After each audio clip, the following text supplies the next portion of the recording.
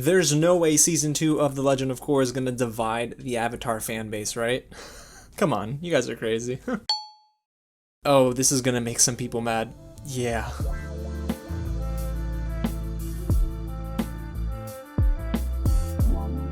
What's going on, you guys? James here with another real review, and today I'm taking a look at the second season of The Legend of Korra, Book 2, Spirits. Yeah, this is one season that is definitely going to make some people either hate Korra or love Korra.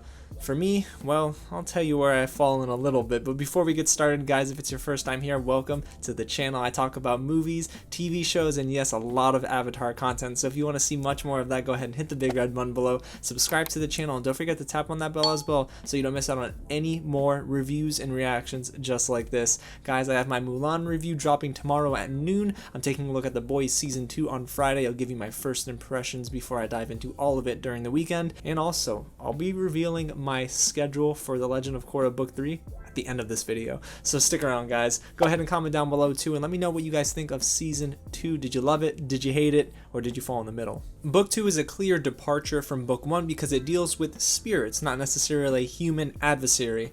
Sort of. In this season, the water tribes are basically upset at each other. Tonraq, the father of Korra and also the chief of the southern water tribe, is upset with his brother Unalaq because he, being the chief of the northern water tribe, wants to open up the spirit portal and unleash a lot of years of darkness over Republic City and the rest of the world. So there's a lot of civil war unrest, there's a lot of spirit unrest. I mean, there's a lot of unrest in season 2. And then all the while, Korra's trying to figure out her place in the world, and she just hates being told what to do. So she leaves Tenzin and decides to follow Unalaq.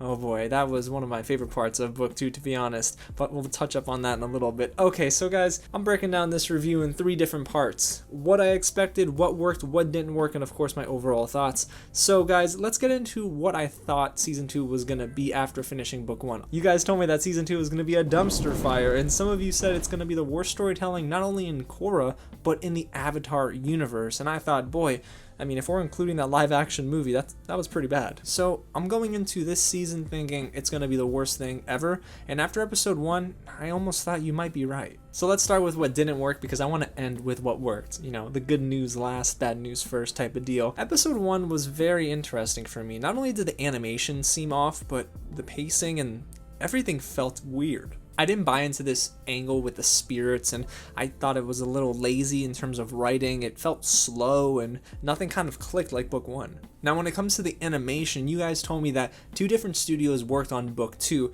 Studio Mir, who actually worked with Book 1 exclusively. Every single episode looked fantastic, and you guys can find my Book 1 review where I'm oozing over how amazing the animation looked.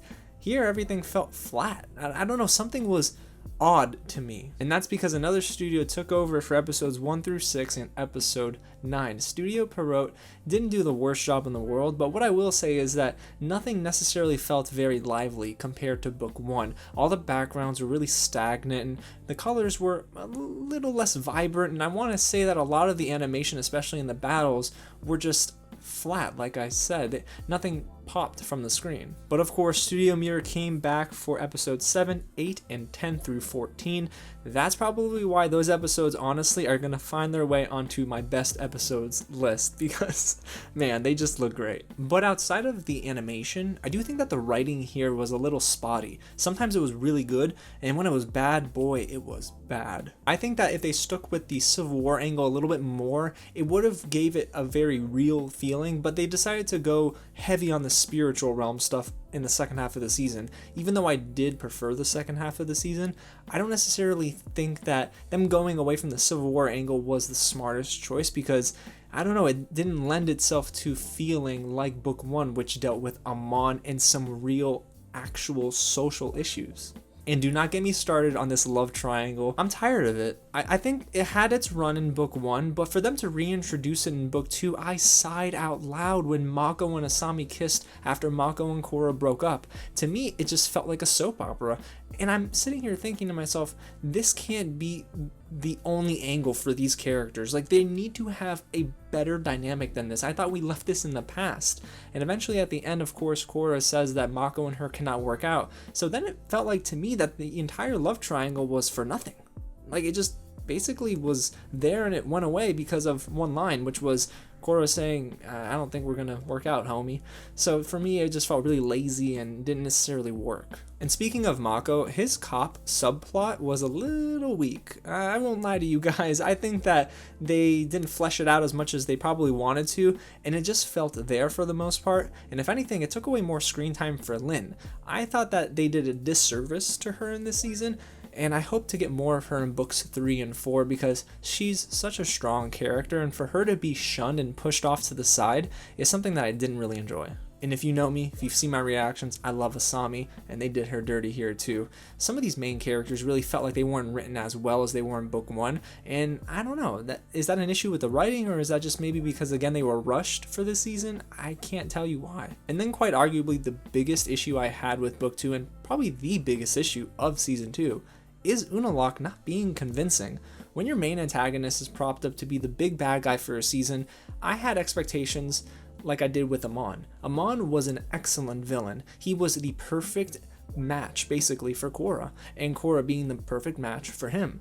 But Unalaq, to me, just didn't convince me that he was that match for Korra. Voice actor Adrien Latouré did his best, I think, but it was the writing, guys. It just felt so bland and very two-dimensional, and nothing for me was dynamic about this performance. And I'm not leaving his brother out of it either. Tonraq I never really bought into in this season. For me, I put him in the forgettable category when I ranked my season 1 characters for Korra, and here he's not necessarily forgettable because he's much more present, but Tonraq just feels like a placeholder kind of character for Korra. So you have generic villains. I didn't necessarily buy into the pacing, and a lot of the storytelling was a little lazy for some of our main characters. You're probably asking yourself, did I even like this season? But what I will tell you is, I think the season is not that bad, and it's because of a few redeeming factors for book 2, especially in the second half of the season. So let's get into what worked for book 2. Again, at the top of the list is Korra. The way they write her internal development as a character and her arc here is just fantastic. When she chose Unalaq to be her new teacher over Tenzin, and then Tenzin going on this retreat with his family, I felt that was a beautiful divide between both characters that I absolutely love, because it showed that Tenzin needed to grow, and so did Korra. And I believe this is where the story, in my opinion, was the strongest for book 2, is when they focused on Tenzin and Korra and how they both had to kind of not only get over their egos, but come to terms and realize that they need each other. One of the most beautiful moments in book 2 actually happened to be with Tenzin and Avatar Aang in the Fog of Lost Souls, when you finally realize that Tenzin was trying to live up to be his father, and then his father tells him, you don't have to be anyone but your own, man, I'm proud of you regardless.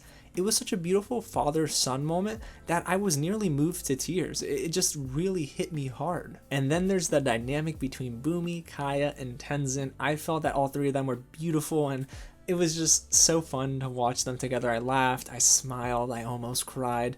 And then of course them going and finding Ikki was really cool. That episode was amazing. And speaking of Tenzin's kids, let me tell you, I love Milo. I really do. But Jinora, for me, is gonna probably be one of my favorite characters in this series. I love the fact that she learned that she's more important to the world than she once thought. Her connection to all of the spirits and the abilities that she was able to learn along the way in this season was just something amazing to witness. I felt like Jinora really grew as a character too, and her arc was aided by all of the writing that basically favored her in those last 3 or 4 episodes. So you've been hearing me talk a lot about the second half of the season, which saved book 2 for me, and you can't mention the last half without mentioning beginnings parts 1 and 2. Okay, I know, you're getting your fingers ready to type in the comments right now. Do you love it? Do you hate it? You can let me know below. But me personally, I absolutely love the story of Avatar 1, voiced by Steven Yeun, who's amazing, and I actually didn't find out about that until after part 1 of Beginnings. But this is just such a great story. It involves amazing animation. I was totally engaged in the world, and it was such a great departure from the season that it almost made me forget I was watching Korra.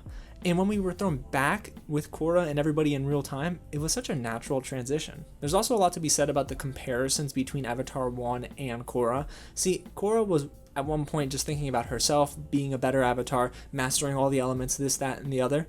And then Avatar 1, when he got his firebending and he figured he was the most powerful dude in the world, he had to learn how to be selfless, not selfish.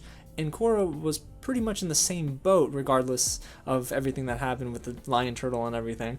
But Korra had to also learn how to use her bending for the good of people, and not just because she wanted to be powerful. She needed to be selfless. So I felt like the comparisons there were just so beautiful. And then for all the fans who were complaining about season 1 not necessarily being very funny and it was a little forced when the humor was trying to be present, I understand that sentiment, but in book 2 they clean that up, and that's because of Varric and Bolin, or should I say Nuktuk. Even though Varric was a snake, and boy was sneaky, I still loved him and Julie, and I felt like they both provided the comic relief that this season so desperately needed, especially when we were in the thick of things with the harmonic conversions and the talk with Rava and Vatu and a lot of this homework we had to do, especially again in the second half of the season. Bolin is actually one of my favorite characters in Korra, and I think they did him justice here too. Even though he wasn't necessarily with Korra in the gang, he was with Ginger, Varric, and they were filming a movie together, and that one scene where you see the mover in the background going on and you clearly can tell it's all fake on screen,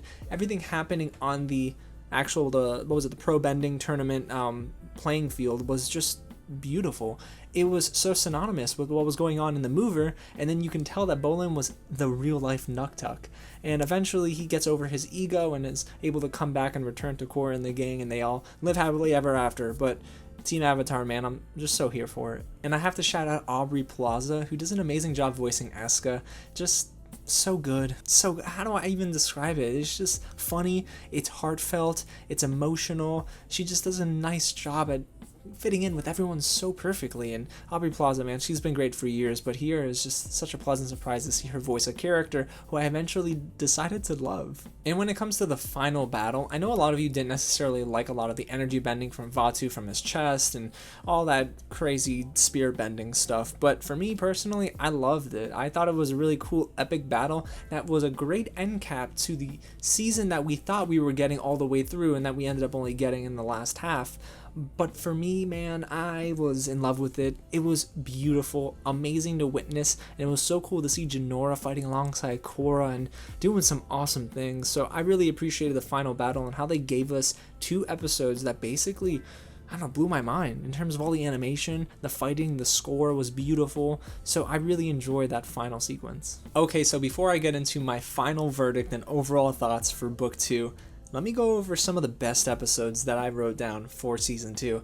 That is Episode 2 because it is just so much better than the first, and that's honestly why I made the list. Episodes 7 and 8.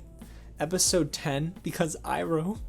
No, Uncle Iroh. And then Episode 14, which is the finale. Yeah, those are my favorite episodes, guys, but I want to know your favorites down below as well. Okay, so let's get into my final verdict for Book 2, Spirits. There's no comparison here between Books 1 and 2. Book 1 is clearly superior. There's a bar that was raised by Book 1 that I don't think Book 2 met. However, in the first half of the season, you can tell the storytelling was sluggish, the pacing was off, and the animation was all over the place.